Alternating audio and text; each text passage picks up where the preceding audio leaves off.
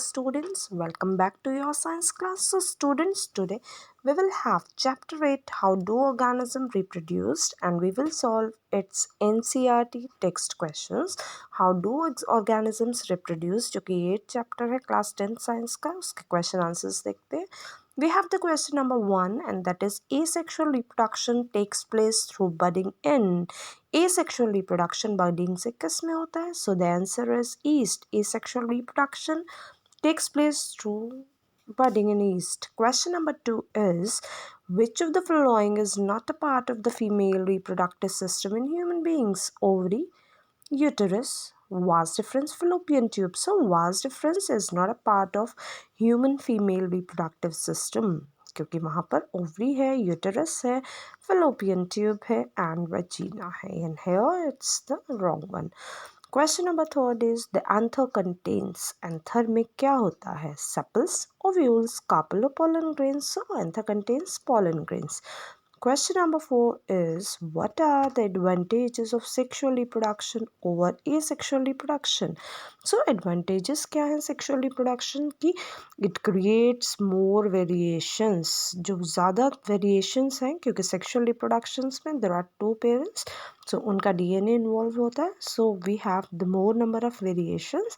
Thus it ensures survival of a species in a population. Survival में help मिलती है इससे. The new formed individual have the characteristics of both the parents. उन दोनों ही parents की characteristic होती है जो वहाँ पर involve है. Variations are more viable in sexual more than asexual one. This is because asexual reproduction DNA has to function inside the inherited cellular apparatus. जबकि आप sexual reproduction में देखेंगे दोनों ही parents हैं, उन दोनों का ही DNA combine होता है to form a zygote. Question number 5 is what are the functions performed by testes in human beings?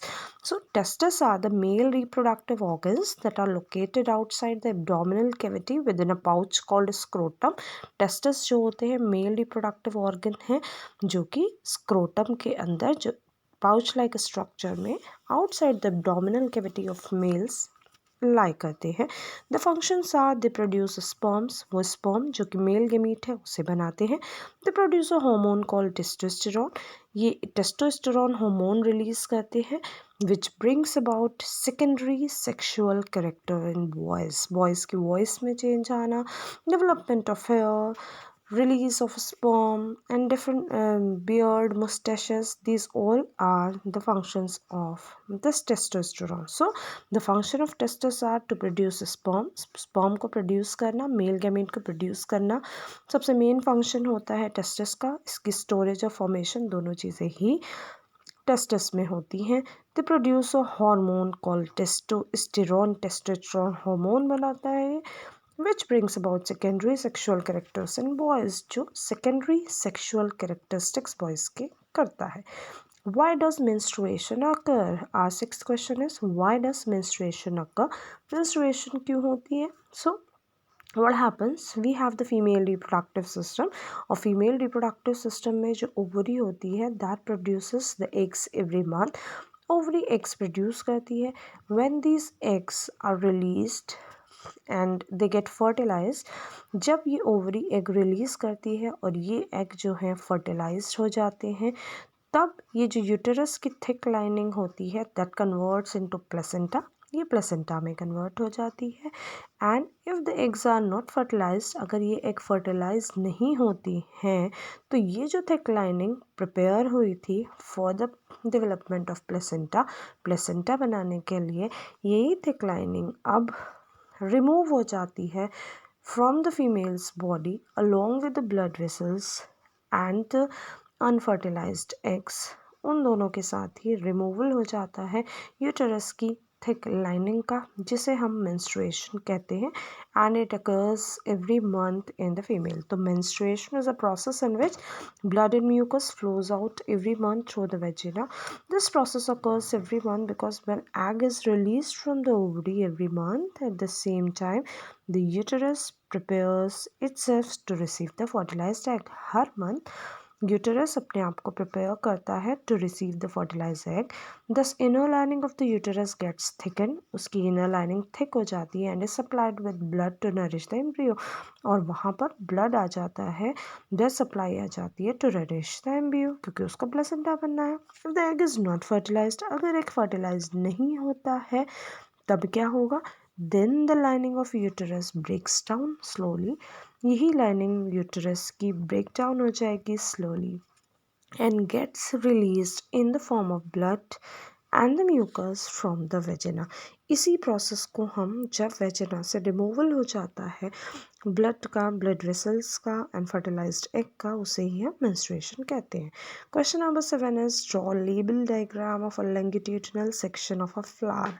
Flower एक रिप्रोडक्टिव पार्ट होता है, आप देख रहे हैं इसका लॉन्गिट्यूडिनल सेक्शन, इसमें कार्पल है, स्टेमन है, we are having the petals here, we are having the sepals here, petals और sepals है, यही डायग्राम है फ्लावर का। Question number 8 is what are the different methods of contraception. Contraception के डिफरेंट मेथड्स क्या होते हैं? So contraception is the methods to avoid the unwanted child। unwanted child को avoid करने के जो different methods होते हैं उन्हें ही हम contraceptive methods कहते हैं। contraception में सबसे पहले आपका आ जाता है the natural method। what happens in the natural method कि आपकी जो ovulation period है उस टाइम पर there should not be any fusion of the sperm in the egg। Fertilization क्योंकि यहाँ पर इस पीरियड में बहुत ज़्यादा हाई होता है, ओवुलेशन यहाँ होती है, eggs are release from the ovary, so there the fusion of male and female gamete should be avoided. यहाँ पर मेल और फीमेल गैमेट का जो फ्यूज़न है वो अवॉइड होना चाहिए during this period of time and this process is known as the natural method of contraception. इसे ही हम नेचुरल मेथड ऑफ कॉन्ट्रासेप्शन कहते हैं कि the fusion of sperm and egg should be avoided for a certain period of time when the ovulation starts from the female body because the rate of fertilization is very high at this process। we will have the second method here। अब हमारे पास second method आता है this barrier method. Barrier method में क्या होता है? Physical barrier is used to prevent the fusion of male and female gamete. Sperm और egg का जो फ्यूजन होता है उसको एक बैरियर के थ्रू मेल्स में और फीमेल्स में रोका जाता है so that the fusion is not taking place. अगर फ्यूज़न ही ना हो मेल और फीमेल गैमेट का then what will happen? The zygote will not be formed, वहाँ से जाइगोट नहीं बनेगा, और अगर जाइगोट नहीं बनता है there will be no formation of the embryo, क्योंकि एम्ब्रियो किससे बन रहा है? Embryo is the developed zygote, zygote से ही एम्ब्रियो बन रहा है and embryo developed embryo is known as a foetus. Developed embryo को हम फीटस कहते हैं। सो यहाँ पे एक फिजिकल बैरियर अगर आप यूज़ कर रहे हो जिससे कि मेल फीमेल का जो फर्टिलाइजेशन है, जो फ्यूज़न है, उसे हम रोक दें, then what will happen? There will be no formation of the zygote। this is the barrier method, this is called the barrier because here the barrier is used to stop the fusion of male and female gamete। now we have the oral contraceptives। oral contraceptives are what? these are the use of the medicines। it's also known as a chemical method। इसे हम chemical method भी कहते हैं। इसमें the medicines are given either to kill eggs, sperm or the zygote। we have the next one that is implants and surgical methods। implantation और surgical method होते हैं जिसमें आपका आता है एक तो सर्जिकल मेथड्स में आपका vasectomy and tubectomy. What happens in vasectomy? There is a removal of vas deferens from the male reproductive part, vas deferens निकाल देते हैं। ट्यूबेक्टमी में what happens? The fallopian tube in females is removed with the help of a surgery. और the next one is IUCD और the implant method जिसमें एक copper tip place की जाती है यूटेरस में so that the fallopian tubes are broken now, fallopian tubes are blocked and the fusion of male and female gamete is stopped। question number 9 is how are the modes of reproduction different in unicellular and multicellular organisms। unicellular और multicellular organisms में जो modes of reproduction है वो different कैसे हैं? so in unicellular organism reproduction occurs by the division of entire cell। जो cell है वही डिवाइड होता है आपका डिफरेंट जो पेरेंट्स से ऑर्गेनिजम्स बनने हैं उनके लिए। आप देखते हो कि एक सेल ही टूटता है, जैसे वो फिजन हो गया आपका, तो वहाँ पे बडिंग हो गया। फिजन में, बडिंग में एक सेल जो होता है उसी में ही सेल डिवीजन होती है, जिसकी वजह से न्यू ऑर्गेनिज्म फॉर्म्ड होते हैं। Whereas in multicellular organism there are different methods of the reproduction that can be sexual as well as the asexual method. वो सेक्शुअल और एसेक्सुअल मेथड से रिप्रोड्यूस कर सकते हैं। Question number 10 is how does reproduction help in providing stability to population of species. Reproduction कैसे provide करता है stability population के लिए। So living organism reproduce for the continuation of a particular species. It helps in providing stability to the population. Living organisms जो होते हैं वो particular species के कंटिन्यूएशन के लिए ही रिप्रोडक्शन की प्रोसेस करते हैं, अपने यंग वंस को प्रोड्यूस करके जनरेशन को कंटिन्यू करने के लिए। It helps in providing stability, यही स्टेबिलिटी प्रोवाइड करता है to the population of species by producing a new individual that resembles the parents, जो पेरेंट्स को रिजेंबल करता है। This is the reason why cats give birth to only cats और dogs give birth to only dogs, ताकि उनकी ही generation आगे continue हो सके। Therefore reproduction provides stability to population of dogs or cats or any other species, तो इससे ही वो next generation में जाते हैं। Question number 11 is what could be the reasons for adopting contraceptive methods. Contraceptive methods क्यों adopt किए जाते हैं।